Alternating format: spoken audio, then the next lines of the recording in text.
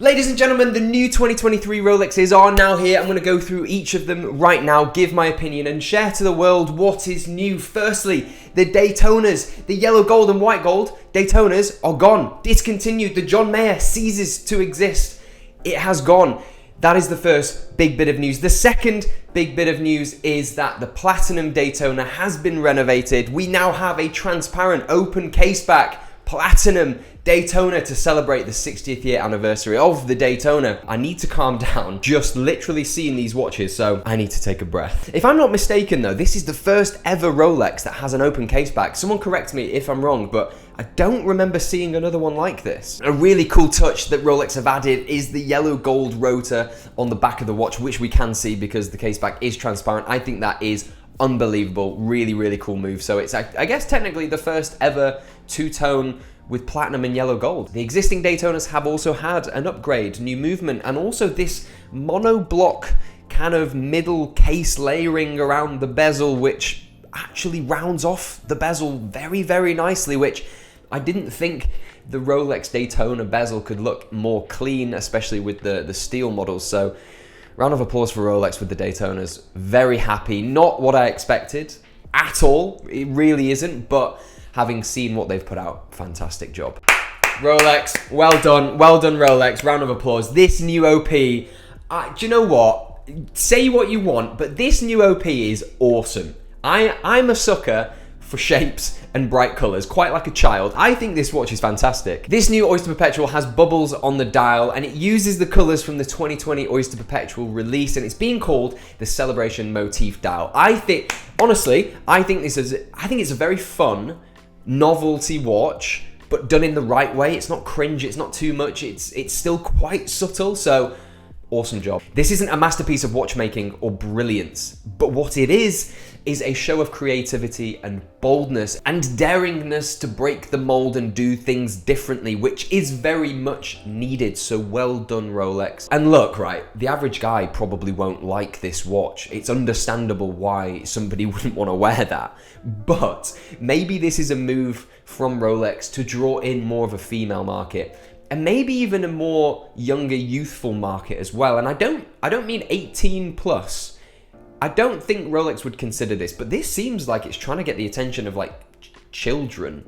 I don't know what to make of that, but I really need to calm down. But this GMT, these two GMTs are my favorite of the entire Rolex 2023 release. We have a new two-tone and a full gold GMT. Rolex have revived a vintage Rolex and brought it into the modern day. Yes, the old vintage full gold GMT didn't have a split black grey dial, but it kind of does live true to what they've done in the past, and I love it when Rolex do that. I love that Rolex have replaced the green writing on the dial, replaced it with gold to match the gold of the watch, and also the gold GMT hand matches also, I think, aesthetically, a piece of brilliance. Personally, the full gold GMT on the Jubilee bracelet is my favorite watch of the entire releases from this year. I think, is it the first ever full gold GMT Jubilee bracelet?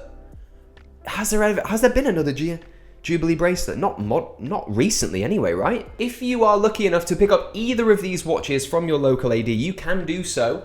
You can get the 126713 for $13,850, or you can get the full gold, the 126718 GRNR for £32,700. Now, I really want one. If anybody gets a two-tone or a full gold in the UK, or if you want to travel to the UK and show me, I would love to see them. It's good. This is good so far, right? Yeah, well, there's a new Yacht-Master, and from the teaser video that Rolex released last week, we knew that there'd be a new Yacht-Master, and we kind of predicted it would be in titanium. This 226627 titanium Yacht-Master 42mm is rather good looking. Titanium is a lighter metal than steel, so it got me thinking why Rolex would use titanium on a Yacht-Master and not another watch. Why did they choose a sailor's watch, a watch for the seas, to use the titanium? Now that did get me thinking. For me, it would have made sense to put the titanium on an Explorer 1 because of what an Explorer 1 is used for. It's for expedition. It needs to be lightweight for its duties of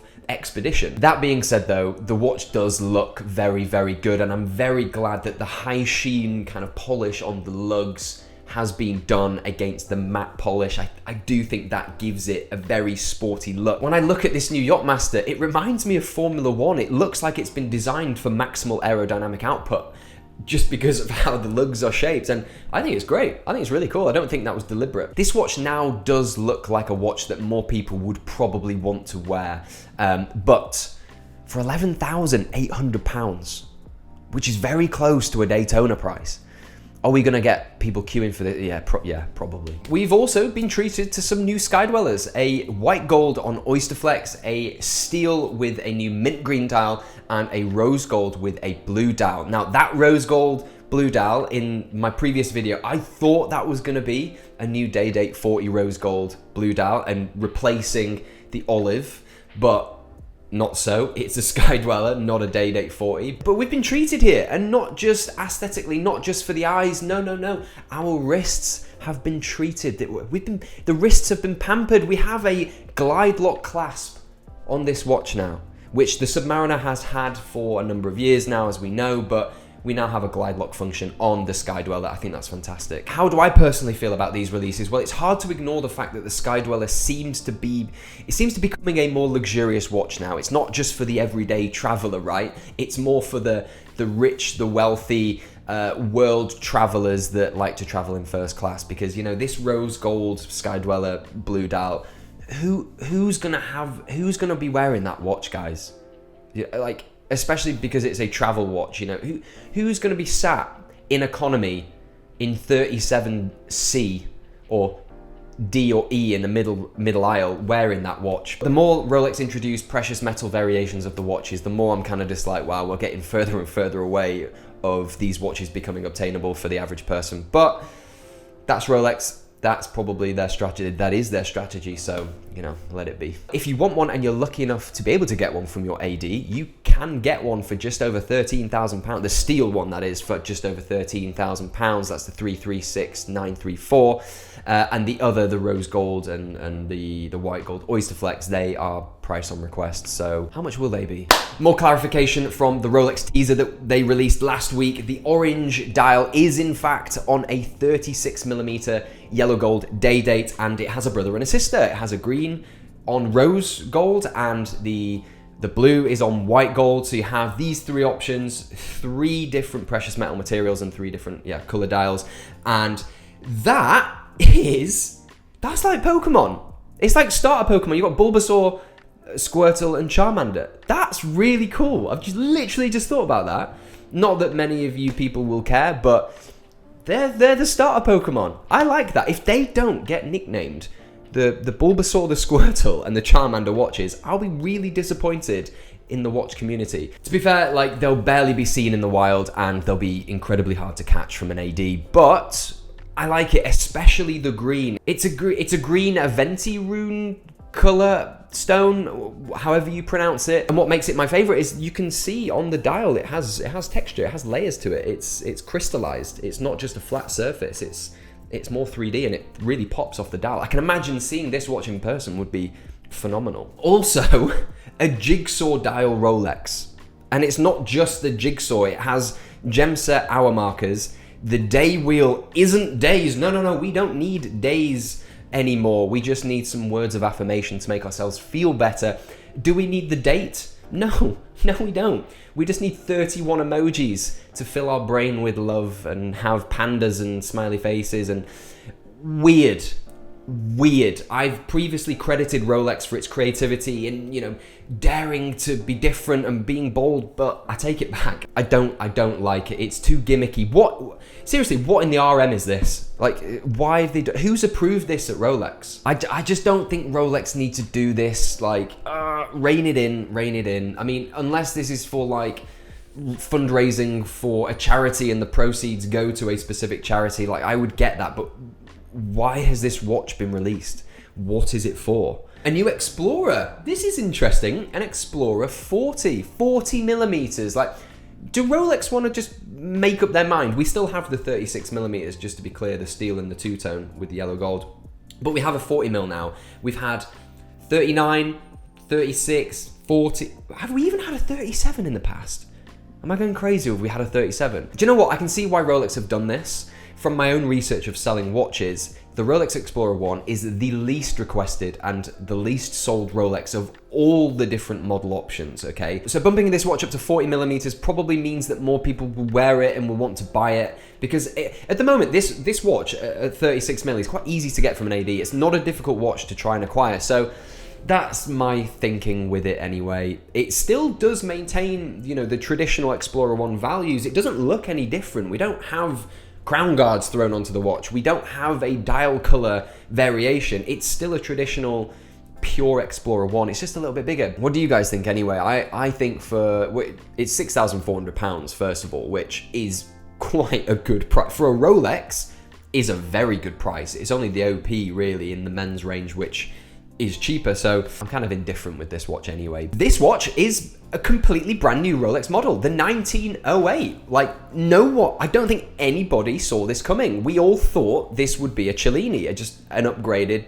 Cellini model, but the Cellini has died. That is no more, thank God. Why is it called the 1908? Well, it was the year that Rolex trademarked the brand in Switzerland, and they registered the trademark. So it's kind of like honoring and celebrating the years and the journey that Rolex have been on over the last, however many, 115 years or whatever it may be. So it's pretty cool. It's a nice watch. What I do like about this watch in yellow gold and also white gold, not only the transparent case back, which is pretty cool. It's a classy looking Rolex. They've not tried to do too much with it like they did with the Cellini. They've kind of honed it back to simplicity, back to 19 whatever, and yeah, I like the look of the 912 and the 3. It's very nice to look at. And also something interesting, it's duo clasp. It's dual clasp they call it. So 2 folding sides will clip in.